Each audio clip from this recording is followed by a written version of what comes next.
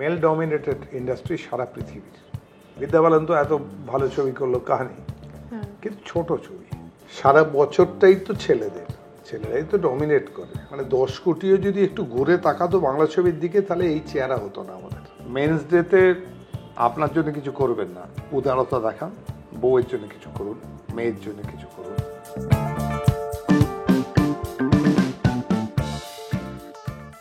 নমস্কার, এই সময় অনলাইনে আপনাদের সকলকে স্বাগত জানাই। মেন্স ডে, আর আমাদের সঙ্গে যিনি রয়েছেন তিনি চিরঞ্জিত চক্রবর্তী, মানে আমাদের সুপার হিরো। নমস্কার সবাইকে। সুপার হিরো কথাটা শুনলে তোমার কি মনে হয়, মানে কিভাবে ডিফাইন করো? সব মনে হয় ভুল লোককে বলা হচ্ছে। কেন? না, আমাকে বলা হচ্ছে আর কি। তুমি তো সুপার হিরো। আমি ভুল লোক, আমি সুপার হিরো ফেরো কিচ্ছু না। আমি সাধারণ মানুষ একজন। আমি অনেক কিছু ইন্টারেস্ট আছে, সেজন্য অনেক কিছু করি, এরকম কিছু নাই। আমার ওই আছে কি ওর ওই জিনিসটা মনে হয় আমায় দেখে, আমার সঙ্গে কথা বলে কখনো মনে আছে? কখনো মনে হয় না, তোমাকে মাটির মানুষ মনে হয়। তো একটা পুরো হাইব্রাও একটা লোক, কায়দা নিয়ে থাকে, এরকম আর কি।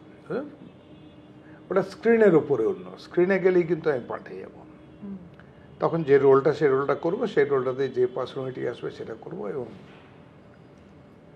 দেন I will look as a super hero. যখন পাঞ্চ করবো তখন সেরকম হবে, মারবো যখন সেরকম হবে, সেসব হবে। আদারওয়াইজ নর্মাল ক্যামেরা যেই বলবে কাট, ডিরেক্টর বলবে সঙ্গে সঙ্গে আমি নর্মাল। কিন্তু হিরোদের তো একটা ভাবমূর্তি থাকে, মানে উত্তম কুমার যেটা বিশ্বাস করতেন যে নায়কদের কখনো সবার সামনে আসতে নেই, তাহলে রূপলি পর্দায় তাকে দেখার যে খিদে, সেটা দর্শকের হারিয়ে যায়। এই কথাটা তুমি বিশ্বাস করো? নিশ্চয়ই বিশ্বাস করি, ডেফিনেটলি বিশ্বাস করি, কিন্তু এর অনেকগুলো ফ্যাক্টর আছে। যেমন উত্তমদা চান করার পরে, মানে ওর বাড়ি আমি যখন যেতাম, চান করে এলে ওর চুলগুলো পাতলা হয়ে গেছিলো একটু, তো চুলটাকে নিয়ে এরম করে করে এরম করে করে ঘোরাতেন, এরম করে এরম ফাঁপিয়ে দিতেন, এরম করে কিছু করতেন, যেমন আমরাও করি সবাইকে। আবার একজন লোক আছে যে পুরো কালো কুচকুচে দেখতে, একটু ভুঁড়িও আছে, আর মাথার চুলটা পুরোটা টাক। সেই লোকটা আবার যখন মানে সেরমভাবে সে স্বাভাবিকভাবে লোকের সামনে আসে। আবার যেই সিনেমা স্ক্রিনে যায় তখন একটা সোনালি চুল লাগিয়ে নেয়, সানগ্লাস পরে নেয়, হয়ে গিয়ে রজনীকান্ত হয়ে যায়। কোনোটা দিয়ে কিছু অসুবিধা হচ্ছে না তার। ওই চেহারাটা যে এরকম হয়, সাধারণত একজন যে কোনো হিরো, সে একটা মোটামুটি ভালো জামা, চাকরা বাকরা কিছু করে চুল লাগিয়ে থাকবে অন্তত। সে দেবানন্দের হোক, রাজকুমার হোক, বা যেই হোক, একটা পিস অত চুল লাগিয়ে নেবে। অমিতাভ বচ্চন টাক আছে কিন্তু চুল লাগিয়ে নেয়, তো এরম আর কি ব্যাপারটা। তো সেই জায়গাটা কিন্তু রজনীকান্ত পাত্তাই দেয় না। মানে একদম নিকশ কালো একটি লোক, টাক মাথা বিশাল, যার মধ্যে কোনো হিরো নেই, আর সেটা নিয়েও ফানও করে। ও শুটিং করছিল ঐশ্বরিয়াকে নিয়ে, রোবট। তখন একজন গেছিল, সে বলেছিল তাহলে হিরোইন, আপনার এই যে হিরোইন তো ঐশ্বরিয়া, তাহলে হিরোকে? ওকেই জিজ্ঞেস করছে। তো তার বোধহয় মেয়ে ছিল সঙ্গে, বলছে his papa, his hero.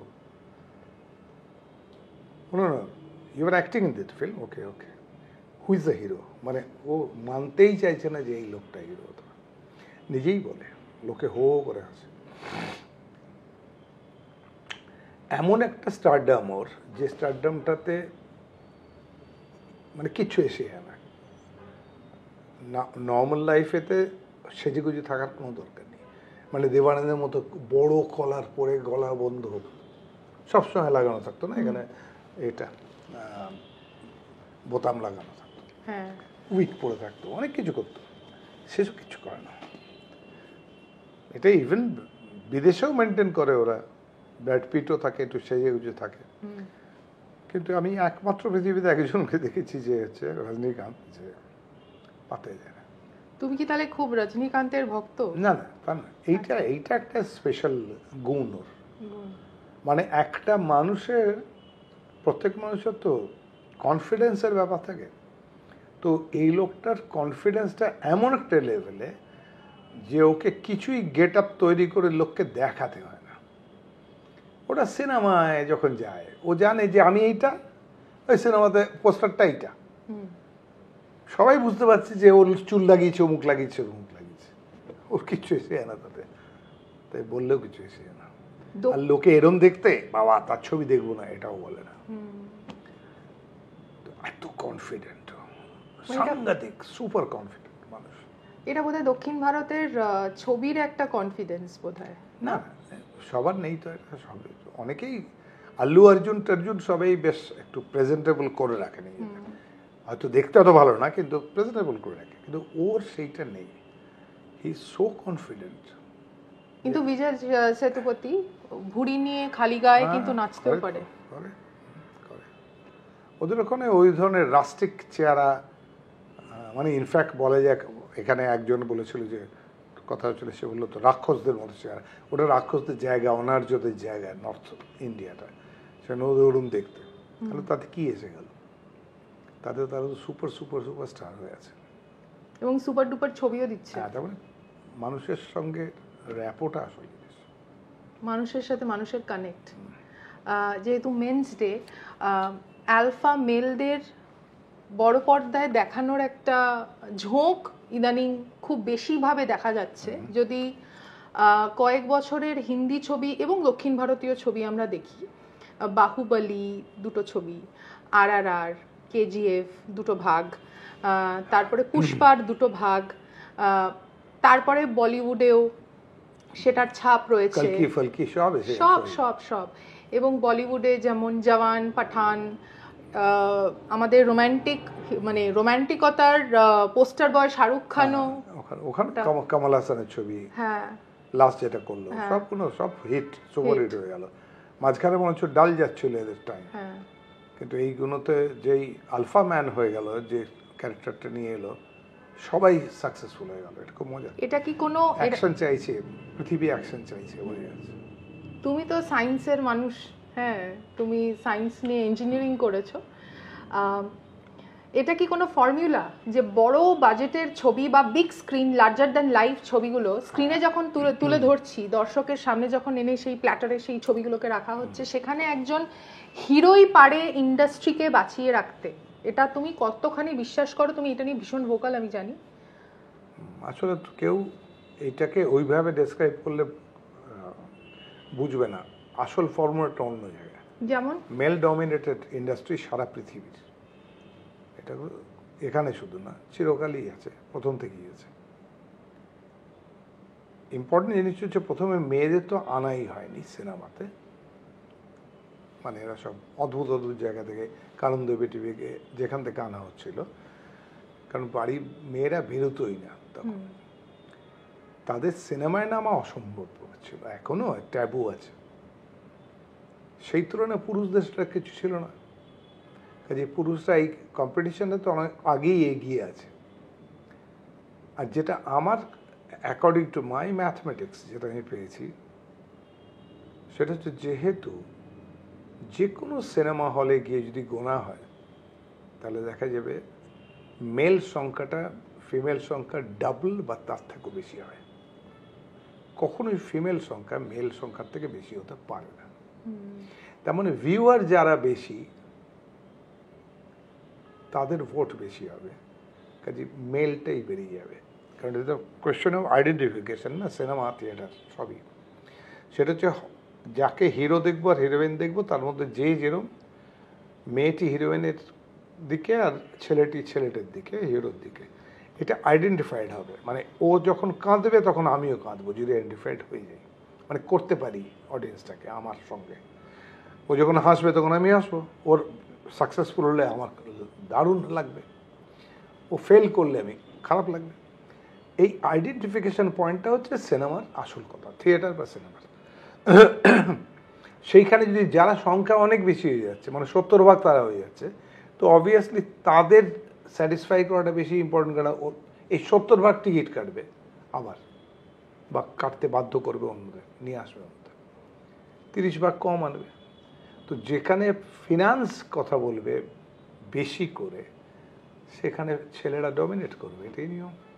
Bangla ছবির ক্ষেত্রে ইকোনমিক্সটা মজার জিনিস, যেখানে টাকা কথা বলবে সেখানে সে বেরিয়ে যাবে যে যেটা করবে। এই আমাদের কোনো বাংলা ছবির ক্ষেত্রে কি এই আইডেন্টিফিকেশনের জায়গায় কোনো গলদ হচ্ছে এখন? না না, কিছু আসলে আইডেন্টিফিকেশন থেকে সরে গেছে। সেটা হচ্ছে যে স্টার তৈরি করছিল না মাঝখানে এরা এরা বেটার সিনেমা করার জন্যে স্বপন শাহ থেকে সরে গিয়ে, অঞ্জন চৌধুরী থেকে সরে গিয়ে তাদের সম্বন্ধে খারাপ কথা বলছিল, তারা মেকারি নয় এসব বলে টলে কাগজপত্র কে তারা। এটা লম্বা একটা আলোচনা, অনেক অনেক সময় লাগবে এটাকে ক্লিয়ার করতে। যাই হোক, মোটামুটি হলো এই, যারা ছবি করতে এগিয়ে এলো তারা সবাই যে ছবিগুলো করলো সেই ছবিগুলো আসলে কোনো হিরো বা হিরোইন ওরিয়েন্টেড নয়। তো ৮০% যাদের আইডেন্টিফাইড হয় হিরোর সঙ্গে, তো হিরোর দিকে চলে যাবে জিনিসটা। তো তাহলে হিরোই আমাদের লিড করবে। মেয়ে কম হচ্ছে। বিদ্যা বালান তো এত ভালো ছবি করলো কাহানি, কিন্তু ছোট ছবি, বিগ বাজেট ছবিটা ছোট ছবি। সুজয়ের একটা প্রথম প্রয়াস, এরকম একটা লেগে গেল ছবি, ঠিক আছে, হিট আছে। তো সেরকম একটা দুটো ছবি দিল, কিন্তু কোথায় বিদ্যা বালান? সে তো নেই, জায়গায় নেই, তার জায়গাতেই নেই। তো এই জন্য এখানে আর একটা হিরো অমিতাভ বচ্চন, একটা হিরো সলমান খান, শাহরুখ খান, সে তো বৃদ্ধ হয়ে গেল, তাও তারা হিরো হয়ে গেছে। তাদের কোনো কাজের অভাব নেই, ফ্যানের অভাব নেই। তো ছেলেরা অলওয়েজ ডমিনেট করবে, এটার কারণ হচ্ছে ছেলেদের দর্শক সংখ্যা বেশি, ওরা ওইদিকে হিরোদের দিকে টানবে ওটাকে। আমাদের বাংলা ছবিতে তো বলে হিরো মানে সেভাবে তৈরি হয়নি। একই আমাদের এখানেও তাই, কিন্তু রিসেন্টলি যে কটা হয়েছিল, আমরা স্টার্স যে কজন ছিল আমাদের সময় কয়েকজন ছিল, আর এখন জিৎ দেবকে ধরা যেতে পারে। তো এর বাইরে তো আর তারপরে স্টার তৈরি হচ্ছে না। স্টার তৈরি হতে গেলে যে ডিরেক্টরদের লাগে, যে স্ক্রিপ্ট লাগে, এখনকার ডিরেক্টররা সেই স্ক্রিপ্টটা করে না। তারা যদি মানে মেন ক্যারেক্টারগুলোকে অন্য, ধরা যাক মিঠুন, যেটার জন্য মিঠুন, সেটা হচ্ছে ডিস্কো ডান্সারের জন্য। তো মিঠুন নিশ্চয়ই বুদ্ধদেব দাশগুপ্ত ছবির জন্য ন্যাশনাল অ্যাওয়ার্ড পেতে পারে, কিন্তু ভুঁড়ি নিয়ে করে একটা লোক যে কোনো জায়গায় গিয়ে পটি করে দেয় মাঠের মধ্যে, এরকম একটা রোল, সেটা থেকে সে ন্যাশনাল অ্যাওয়ার্ড পেতে পারে, কিন্তু সেটা তার পপুলারিটির জায়গায় আনতে পারে না। কিন্তু তাকে নিয়েই ছবি করতে হচ্ছে, মানে সেখানেও হিরো ডমিনেন্সটাই রয়ে যাচ্ছে, ছবিটা তার উপরই হচ্ছে। বাংলা ছবির ব্যবসা বৃদ্ধি যদি করাতে হয়, এই সময় দাঁড়িয়ে যেটা নিয়ে খুবই কথা হয় যে বাংলা ছবি সেভাবে ব্যবসা করতে পারছে না। এই বছরটা তো খুবই খারাপ আছে, এবছরটা তো আমাদের হিটই পাচ্ছি না আমরা, আমাদের তো মুশকিল হয়ে গেছে। মানে এবছরে ঠিক মতো বলতে গেলে একমাত্র এই বহুরূপী হিট আছে। তো একটা ইন্ডাস্ট্রি, পুরো সেই ইন্ডাস্ট্রি যদি একটা ছবি দিয়ে যদি সারা বছর কাটানো হয় হিট দিয়ে, তাহলে মুশকিল আছে। ফর্মুলাটা কি হওয়া উচিত তোমার? ফর্মুলা কিছু হওয়ার নেই, ফর্মুলা নিজের গতিতে চলে, যেরম লোক নেবে। এবার এই বোঝা যাবে যে কতটা মিক্স করছে, কতটা বেটার সিনেমা করতে চাইছে, কতটা আর্টিস্টিক করতে চাইছে, কতটা কমার্শিয়াল করতে চাইছে। একটা ফর্মুলা তৈরি করেছে শিবু, মাঝে মাঝে একটা করে হিট মারে, ওই জন্য ও বোঝে যে কীভাবে ছবি করলে। যেমন আমি 7টা ছবি ডিরেকশন দিয়েছি, 7টাই হিট আছে আমার, তার কারণে আমি বুঝি, মাছটাকে বুঝি। তারপরে ভালো ছবিও রয়েছে, ভয়ও আছে, যেটা খুব সিরিয়াস ছবি একটা আছে, ন্যাশনাল অ্যাওয়ার্ডের জন্য নমিনেটেড হয়েছিল। তো অ্যাকচুয়ালি কোন ছবি হিট করে পৃথিবীতে কেউ বলতে পারে না, একটা মোটামুটি আন্দাজ করে দিতে পারে। এটা বোঝা যায় যে আগের ছবিটি যদি বড় হিট থাকে, বেশিরভাগ মশালা ছবি যেগুলো হয়, তাহলে তার পার্ট 2 পার্ট 3 করলেও লেগে যাবে, মানে রিস্কটা কমে যায়। নতুন ছবি না করে বুলবুলাইয়া পার্ট 2 করে দেয়, পার্ট 3 করে দেয়, তো সেগুলো তো খুব সেল বেশি চলেনি। হ্যাঁ সেল পাচ্ছে, ভালোই চলে। ভুলভুলাইয়া মানে মানে প্রথম ভাগ যেটা অরিজিনাল ভুলভুলাইয়া, সেটার মতো তো আমরা অতটা মানে রিলেট করতে পারছি না। আমি এখনো পর্যন্ত মঞ্জুলিকার নাচ বলতে কিন্তু আমি যে তোমার, আমি কিন্তু প্রথম পার্টটাকেই মনে রাখি, এবং ওটার কতগুলো মানে অন্য ভাষায় রিমেক হয়েছে। হ্যাঁ না হতে পারে, এবার সেটা বেশি হিট হয়েছে, ইউজুয়ালি প্রথমটা বড় হিট হয়, পরেরগুলো অত হয় না। একটাই দেখলাম আমার এই ওটিটিতে যেটা গেছে এখন, নিকশ ছায়া, ইয়েস, সেটা নাকি বিগার হিট হয়েছে আগেরটার থেকে। পর্ণসবরী যেটা করেছি তার আগে পার্ট ওয়ানের থেকে এটা নাকি বড় হিট হয়েছে। তো সামটাইমস এটা হয় অনেক সময়, তো ইউজুয়ালি 2-3টা অত ভালো হয় না। স্ত্রী 2টাও কিন্তু খুব ভালো গেছে, কারণ কন্টেন্টটা দুটো দুরকম কন্টেন্ট। কিন্তু আমি যেটা বলতে চাই সেটা হচ্ছে হিট হওয়ার পসিবিলিটি বেশি থাকছে যখন একটা হিটকে রিপিট করছে, মানে অ্যাটলিস্ট তার নামটা রিপিট করছে। গল্প হয়তো একদম আলাদা, কিন্তু একটু কাস্টিংয়ে মিল থাকবে, একটু বেসিক টিউনটা অ্যাভারেজটাতে মিল থাকবে, এরকম আর কি, সেগুলো থাকবে। তো সেইটাতে এটা একটা ফর্মুলা। যেমন আমি যদি কেঁচো করতে কেউটে পার্ট 2 করি, তাহলে আমি ডেফিনেট জানি একটা বিশাল দর্শক তৈরি হয়ে থাকবে আগে থেকে দেখবো বলে, যেহেতু ওরা বড় হিট ছিল। কিন্তু সেটা সবসময় কাজের আগে তা না, অনেক সময় ফ্লপ করে যায়, ফেল করে। সেইটা তো যাদের জন্য তৈরি ছবিটা, তারা কি সেই ছবিটা দেখবে? মানে সেই তাদের কাছে কি সেই, মানে আমি কাউকে ছোট করে বলছি না, তার যারা ওটাকে হিট করেছে, বেদের মেয়ে জ্যোৎস্না মানে মেগা মেগা হিট, হ্যাঁ মানে বেদের মেয়ে জ্যোৎস্না ফেনোমেনা, মানে ওটা কাল্ট। হ্যাঁ, ওটা যদি একটা পার্ট 2 হয়, এখন যদি ওইটা বানানো হয়, আগে যেই হলগুলোতে রিলিজ করেছিল, যে দর্শক হলে গিয়ে ওটা একবার নয় বহুবার দেখেছিল, 50 বার দেখেছে, 50, মানে ওটার কোনো শেষ নেই, হিসেব নেই কোনো। একজন এসেছিল 100 বার দেখেছে, আমাকে তো এসেছিল। আচ্ছা, হ্যাঁ, তো 75 বার নাকি সে নিজের ইচ্ছেই দেখেছে, তারপরে 25 বার অন্য বন্ধু বান্ধবরা নিয়ে গেছে, ওকে নিয়ে গিয়ে দেখিয়েছে যাতে 100 করতে পারে আর কি, এরকম। হ্যাঁ, তো সেই স্পেশালি আমার সাথে দেখা করতে এসেছিল, নিচে গিয়ে দেখা করলাম তার সঙ্গে। তো এইটার দর্শক কোথায়, মানে সেটা তো যেখানে রিলিজ করবে সেই হলগুলো কোথায়? ওইটা তো সবচেয়ে বড় প্রবলেম এখন এখানে। আমি ছবি ওই জন্য করতে চাইছি না, কারণ হচ্ছে হলই নেই তো।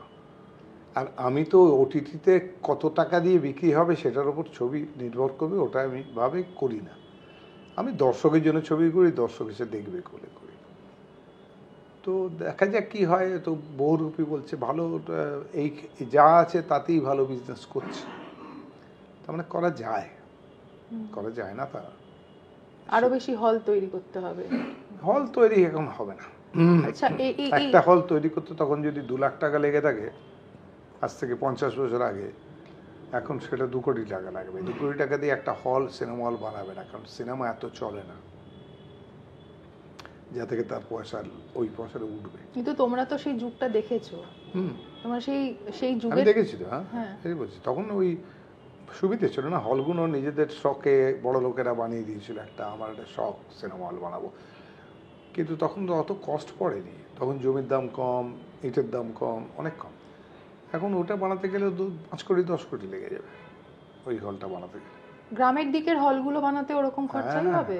জমির দাম প্রচন্ড বেড়ে গেছে, তো সেই জন্য হল নতুন বানানো সম্ভব হবে না।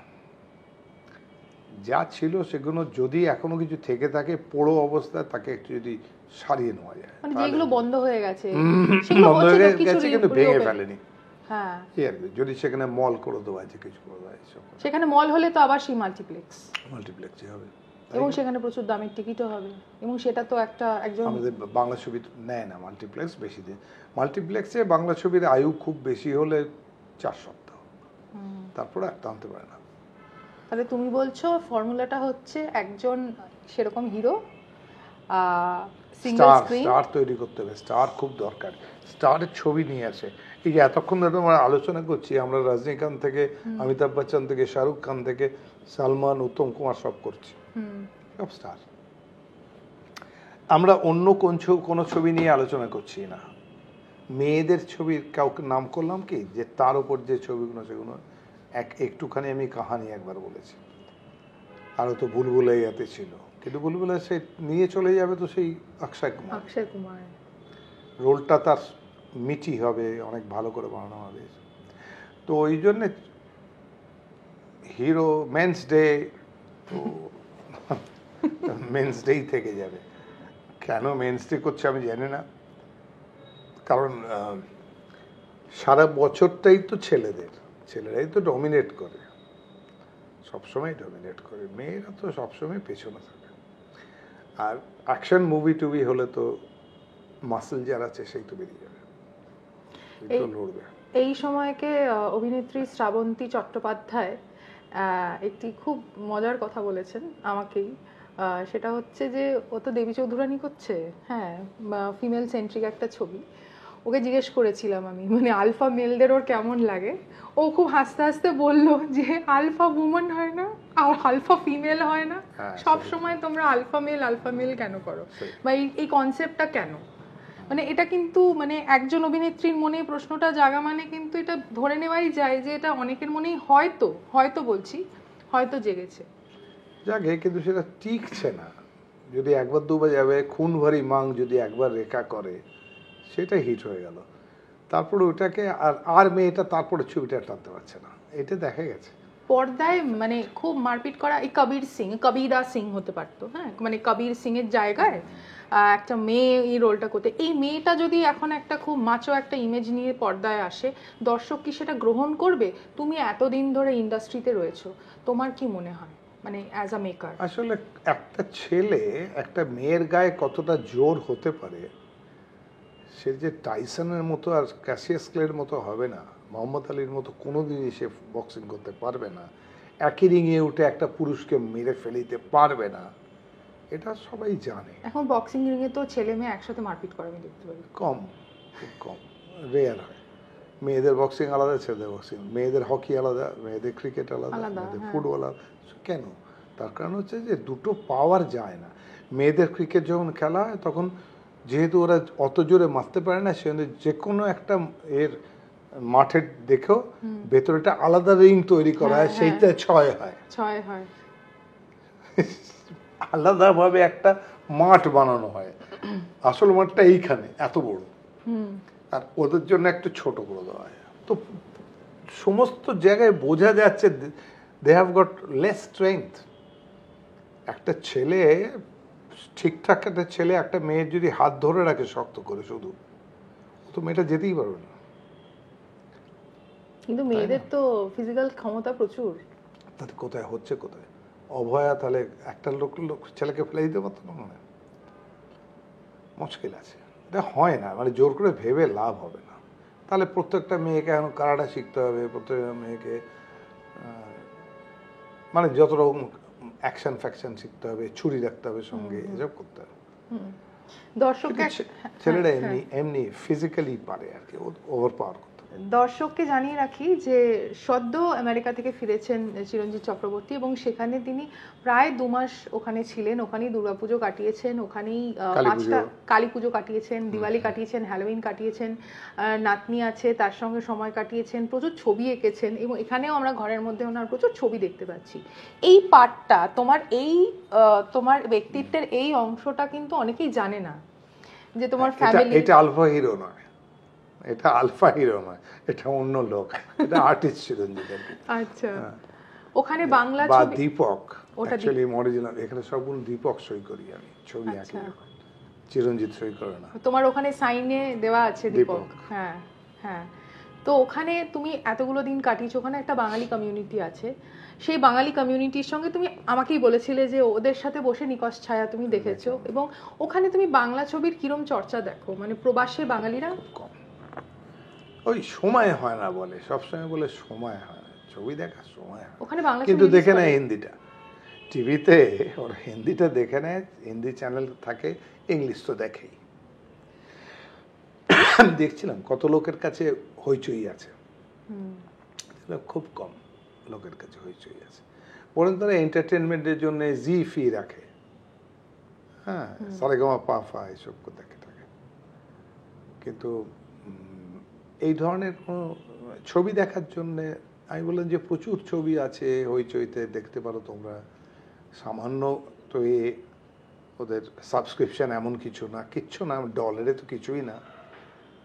তো তোমরা অনেক বাংলা ছবি দেখতে পারো, কিন্তু খুব উৎসাহ দেখলাম না লোকের মধ্যে। তোমার দুঃখ হয় এগুলো দেখে? হ্যাঁ, নিশ্চয়ই হয়।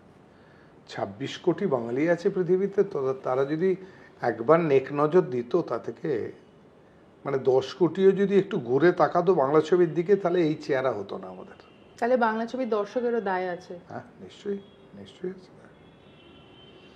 একটু বাংলা ছবিকে একটুখানি মর্যাদা দেওয়ার প্রয়োজন আছে তো।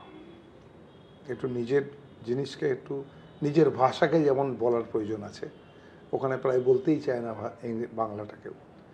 যদি সেটাকে শিখছে না, বাচ্চাদের শেখাচ্ছে না বাংলা, বাঙালিরা। তোমার নাতনি জানে বাংলা? একটু একটু জানে, কিন্তু খুব ভালো জানে না। ওরারও প্রবলেম আছে, কারণ আমার জামাই আবার মারোয়াড়ি। আচ্ছা। আর শেখ কাজী সেই ইংরেজিতেই বেশি কথা বলে, আর মাঝে মাঝে একটু হিন্দিটাও বলেও না সে খুব একটা। কলকাতারই ছেলে, আমার মেয়ে সেই জন্য ইংরেজিটাই বেশি বলে। করতে করতে ওটাই ওদের সেট আপ হয়ে গেছে, কাজী মেয়ে ও নাতনি ইংরেজি বলে ম্যাক্সিমাম। এখন ওকে স্পেশালি ক্লাস নিচ্ছে ওর বাবা বসে, মানে ইনফ্যাক্ট তার ভেতরে অ্যাপ নিয়েছে, হিন্দি অ্যাপ নিয়ে ওকে হিন্দি শেখাচ্ছে। বাংলাটা শেখানো হচ্ছে না, এখন আসছে না, কিন্তু ও হিন্দিতে শেখে। ওর বাবা ঠিক করেছে হিন্দি শেখাতে হবে। মানে যাই হোক, তুমি তো ছিলে, তুমি ওখানে বাংলা শেখালে না? না, ওরকম শেখানো যাবে না ওকে। ওইরকম যে ওর বাবা যেমন নিয়ে বসে শেখাচ্ছে সেরকম। তো সেটা ওর মা যদি করে তবেই হবে, তাহলে হবে না। তো মার অত উৎসাহ আমি দেখলাম না। সে ঝড়ের মতো ইংরেজি বলছে, ওটাই পছন্দ হচ্ছে, ওটাই চলছে ওদের মধ্যে। কান্নাকাটি হচ্ছে, ঝগড়াঝাটি হচ্ছে, সবই তো ইংরেজিতে হচ্ছে। আমরা অবশ্য বাংলা বলছি না, আমার মেয়ে পরিষ্কার বাংলা বলছে আমার সঙ্গে, ওর মার সঙ্গে। মানে আমরা যেমন বাংলা শুনছে, ও সব বাংলা বোঝে। মানে যেটা দেখা গেল সেটা হচ্ছে সমস্ত বাংলা বোঝে ও। আমরা যা কথা বলছি ও ঠিক, তারপরে তার রিয়াকশনটা আরেকজনকে যখন বলছে তখন ইংলিশে বলছে হয়তো, কিন্তু বলছে কথাটা। তো শিখে হতে যাবে, ভবিষ্যতে শিখে যাবে। কিরকম সময় কাটালে নাতনির সঙ্গে? দারুণ, খুবই ভালো। মন খারাপ? মনটা খুব খারাপ, মনটা খুব খারাপ। আর এবার যার জন্য আমরা একটা প্ল্যানিং করছি, একটু গ্রিস যাব, ইস্তাম্বুল যাব, এগুলো যাব একটু জুনে। তখন ওর যে আমার জামাইয়ের বাবা মা তারাও যাবে, আমরাও যাবো, মানে এটা কম্বিনেশন কখনো হয় না। তো নাতনি এবার বলছিল, mamma said my birthday will be, there will be দাদুন, দিদুন অ্যান্ড দিজি অ্যান্ড যাজা, মানে সবাই থাকবে। এটা দেখি ওর মা ওকে বলেছিলাম, ভাই বলছে আমি কোনোদিন করিনি এটা, যে 4 জনই আসবে। মানে এটা নাতনির চাহিদা? হ্যাঁ, মানে তখন আমরা বুঝলাম যে ও চাইছে এই 4 জন থাকুক। এদের সেপারেটলিও মিট করে, তাদের সঙ্গে 1 মাস 2 মাস হয়তো থেকে আসে, ওরাও থাকে আমরাও থাকি। ওরা যাবে এই জানুয়ারিতে আবার, তো ফলে সেপারেটলি হচ্ছে ওটা একসঙ্গে। আমিও চাইছি যে একসঙ্গে গেলে আরো হুজ্জতি হবে, মজা। মানে এইটা কিন্তু একদম তোমার একটা মানে অন্য ভার্সন, যেটা দর্শক একদমই জানে না। মানে এটা যে প্রত্যেক নায়কের মধ্যে যে একজন সাধারণ মানুষ লুকিয়ে থাকে একজন। এবং আরেকটা কথা বলার আছে, তোমার কত লোক তো চেপে যাবে, কত হিরো তো চেপে যাবে যে তার নাতনি আছে, বলবেই না। তুমি তো ছবিও পাঠিয়েছো আমাকে। তাহলে আমি তো নাতনির গল্পই করছি, 7 বছর হয়ে গেল তো। হ্যাঁ, এই আর কি। তো আমি একটু রজনীকান্তকে বিশ্বাস করি, রজনীকান্তের মতো আর কি। আরে আমাকে নেবে তো নেবে, ভগবানের বলা আছে কতটুকু নেবে কতটুকু নেবে না, আমারও তো ভাবার দরকার কি আছে। ওটা নিয়ে মানে সাজানো, কভার করা দরকার কি? তোমার এগেইনস্টে কিন্তু কিছু কমপ্লেন আছে, জানো? তাই? হ্যাঁ, সেটা হচ্ছে একটি সাক্ষাৎকারে আমি দেখেছিলাম, তোমার এগেইনস্টে আছে আর রঞ্জিত মল্লিকের এগেইনস্টে আছে। তোমরা তো ভিলেনদের খুব মারতে। হ্যাঁ, মেরে ঠেরে নাকি তুমি নাকি দুলাল মানে লাহিড়ির হাঁটু ঘোড়ালি কি একটা ভেঙে দিয়েছিলে। হ্যাঁ, ওই হয়েছিল, ওর লিগামেন্ট ছিঁড়ে গেছিল এখানে গোড়ালির কাছে। হ্যাঁ, তো টাল সামলাতে পারিনি, একটু মোটার দিকে চেহারা, পাটা ঘুরে গেছিল। মানে আমি মেরেছি, পাঞ্চ করেছি, তো ও ঘুরেছে, কিন্তু ব্যালেন্স রাখতে পারিনি। তারপরে বললো কি হলো, পায়ে দারুণ লেগেছে। রাত্রিবেলা শুটিং করছি আমরা স্টুডিওতে NT1-এ। দেখি কি হয়েছে, অমুক তমুক দেখে বললাম, আমি বললাম না ভালো না, লাগছে না, পাটা ফেলতেই পারছে না। তারপর ডাক্তারের কাছে গিয়ে আবার ঠিক করা হলো। সেরকম হয়েই থাকে। ঋতুপর্ণা আমাকে বাঁচাচ্ছে, আমাকে চাবুক মারছে একজন, তো ঋতুপর্ণা মাঝখানে এসে আমার বাঁচাচ্ছে, আমি তার মনে পেছনে পড়ে গেছি আর কি। আমি ওকে বলছি যাও তুমি সরো, কিন্তু আমার বাঁচাচ্ছে। এরকম একটা সিন আছে, কোন ছবিটাতে মনে নেই আমার। তো বাঁচাতে গিয়ে ওর হাতে এরম সেই মকরমুখী বালা পরা আছে, সেটা এমনভাবে দিয়েছে আমার চোখে লাগলো, মানে ঝাটকাটা এসে চোখে লেগে গেছে। সেই চোখ, আমি শটটা শেষ করলাম, করে বললাম সাংঘাতিক অবস্থা, বরফ আন, বরফ চেপে ফেপে ডাক্তারকে চেয়েলাম। ডাক্তার দেখে বলে খুব জোর বেঁচে গেছেন আপনি, কারণ মনিটা লাগেনি, এই সাদাটা, আমি আপনাকে আয়না দিচ্ছি দেখুন, সাদাটাতে ওই ফুল, একটা বালার যে ফুল, সেই ফুলের ইমপ্রেশন এসে গেছে। ও বাবা, এত জোর লেগেছে, ফুল রেঞ্জে লেগেছে। বেঁচে গেছেন, চোখে লাগলে চোখে ফেটে যেত এই জায়গাটা।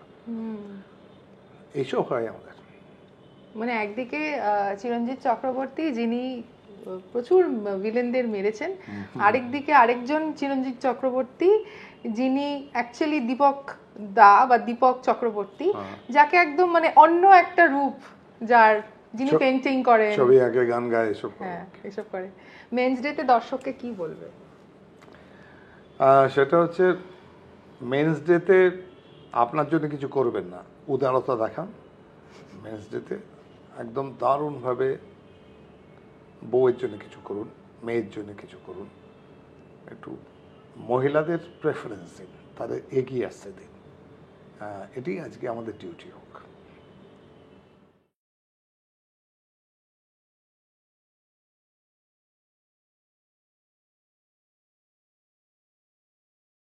ফলো করুন এইসময়.com। আপডেটেড ভিডিও স্টোরির জন্য সাবস্ক্রাইব করুন আমাদের ইউটিউব চ্যানেল।